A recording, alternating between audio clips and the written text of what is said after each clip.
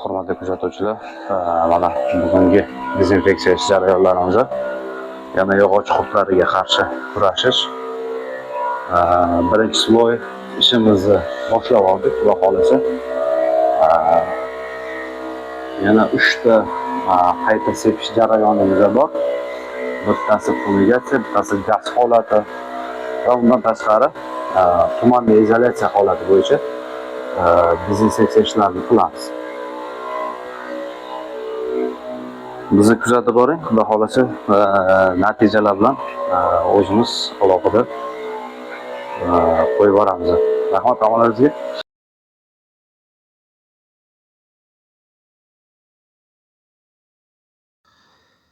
Mana shu to'sinning orasidan topdim. Qovurloq. Uncha bo'lmasa ekan qo'limni ko'tarib chiqdim.